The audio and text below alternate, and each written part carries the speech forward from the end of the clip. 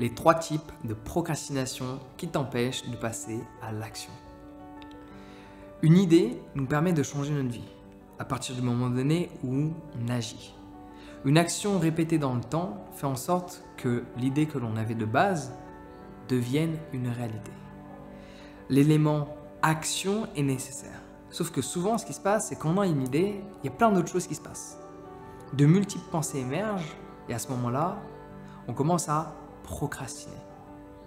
La procrastination, c'est l'art de remettre les choses au lendemain, voire au surlendemain, et de répéter cette action de report de l'action qui va changer notre vie au futur. Et dans certains cas de figure, le report est tellement récurrent que l'action n'est jamais effectuée. Et quand les actions qui ont pour but de changer ta vie ou pour but de faire en sorte qu'un de tes projets devienne une réalité ne sont jamais implémentées dans le concret, c'est-à-dire aujourd'hui, il y a de grandes chances que l'idée que tu as, le projet que tu as, ne devienne jamais une réalité. Donc comprendre comment la procrastination fonctionne va te permettre d'agir. Souvent on parle de la procrastination alors qu'il y a 3 types de procrastination.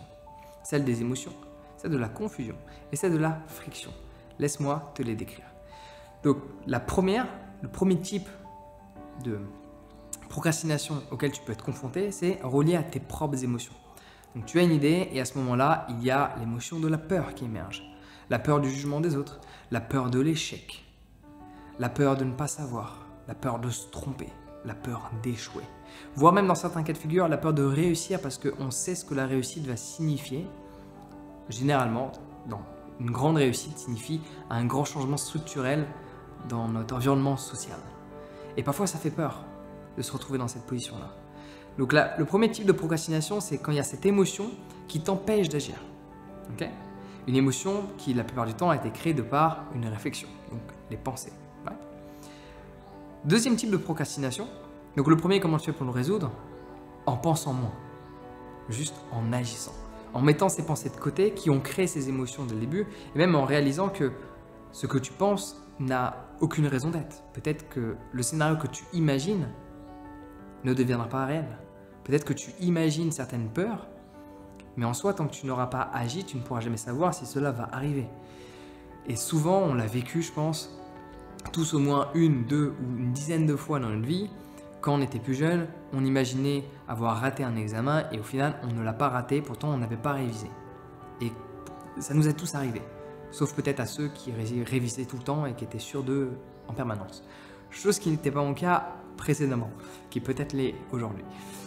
Le deuxième type de procrastination, c'est celui de la confusion.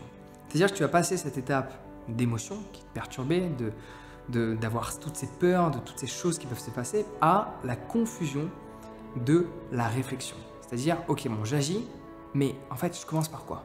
Ah, mais attends, mais qu'est-ce qu'il faut que je fasse? Qu'est-ce qui aura le plus d'impact? Ah, mais comment les choses vont se dérouler en fait après? Ah, mais une fois que j'ai fait ça, qu'est-ce qu'il faut que je fasse? Tu commences à rentrer dans cette spirale de pensée qui t'empêche d'agir parce que tu ne sais pas par où commencer. Donc l'émotion de la peur et tout ça, t'as passé à côté, mais après tu es confronté à, en fait, il faut faire quoi? Par quoi est-ce que je commence? Et la meilleure des réponses à ça, il me semble que c'était Jim Rohn qui disait, prends une pierre, jette-la et commence là. Commence au premier endroit. Même si tu l'as trompé, apprends au fur et à mesure du temps. Et ça, c'est quelque chose que j'ai appris, que j'ai mis en place. Et d'ailleurs, c'était Richard Branson, il me semble, le mec qui a la société Virgin Mobile, Virgin Air, enfin, tu sais, l'américain ou l'anglophone plutôt, qui lui aussi voulait aller sur l'espace à un moment donné. Il avait dit cette phrase, si quelqu'un te propose quelque chose et que tu ne sais pas le faire, dis oui et apprends au fur et à mesure du temps. Et je pense que tu devrais faire la même chose quand tu es confronté à ce type de scénario de procrastination qui est celui de la confusion où tu ne sais pas par où commencer et tu ne fais que de réfléchir tous les jours sans agir. C'est bien de réfléchir, mais agis. Agis quelque part, même si tu te trompes, agis même si ce n'est pas la bonne stratégie, fais. Comme le titre de mon livre, qui va bientôt sortir, n'essaie pas, fais-le. Le troisième type de procrastination, c'est celui... Le troisième type de la procrastination, c'est celui de la friction. La friction dans le sens où, malgré toutes ces étapes que tu as passées, tu es confronté à ce manque de motivation, tu es confronté à à ce manque de willpower, de pouvoir de décision. Parce que même si tu t'es mis OK sur OK, ça sert à rien d'imaginer, ça sert à rien d'avoir peur des choses qui ne vont peut-être jamais arriver. OK, ça sert à rien d'imaginer tous les scénarios par la suite, il faut juste que je commence par cette action. Il y a parfois le manque de volonté relié à la prise de décision. Et ça, c'est quelque chose qui se travaille dans ton quotidien en limitant les décisions que tu prends et en faisant en sorte d'avoir l'habitude, dès lors qu'il y a un choix qui est face à toi, de décider le plus rapidement possible. Comme je le dis, décide vite, quitte à te tromper vite. Je préfère me décider rapidement et me tromper rapidement que prendre du temps. Parce que parfois, dans plein de scénarios de la vie, prendre du temps pour prendre une décision ne fait pas que tu vas prendre une bonne décision. Exemple, tu vas au restaurant, allez, il y a 10 plats différents, il y a ton pote, il a la carte, c'est bon, choisis ça, et toi, tu as la carte, 10 minutes plus tard, tu choisis. Tu as pris 10 minutes de plus que ton pote a choisi un plat, tu n'as toujours pas la garantie que tu vas plus aimer le tien. Donc dans certains scénarios de la vie, prendre plus de temps pour réfléchir et agir, prendre une décision, activer son willpower, ne va pas forcément dire que ta décision sera mieux. Donc dans mon quotidien, j'ai tendance à agir rapidement, ce qui me permet d'éviter tous ces scénarios d'émotion, de confusion et de friction parce que je fais en sorte d'agir. N'essaie pas, fais-le. J'espère qu'en mars 2023, tu achèteras ce livre-là. Comme tu peux t'en apercevoir, dans l'entièreté de tout ce qui est... Enfin, dans l'entièreté, principalement dans les deux premiers types de procrastination, tu as les pensées qui vont influencer soit tes émotions, soit la réflexion mentale qui ne va pas t'emmener dans la direction de l'action. Réflexion égale non-action, par définition, parce que ton action est la réflexion. Là, on parle d'action physique dans le concret, où il faut enlever les pensées. Et d'ailleurs, quand tes actions sont bien faites, il n'y a pas de pensée. D'où l'intérêt de méditer.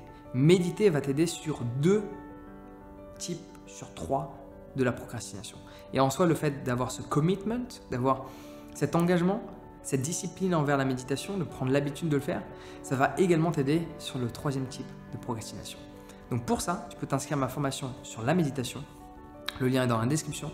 Cette formation va te permettre de mettre la procrastination de côté, mettre ses pensées de côté et juste être dans l'action, être dans le moment, être dans le présent et avoir un impact considérable sur ton existence. Si tu veux en savoir plus, t'inscrire sur une formation. Le lien est dans la description. Celle-ci va complètement bouleverser ta vie. Il reste qu'à toi d'agir. Sur ce, prends soin de toi et passe une excellente journée.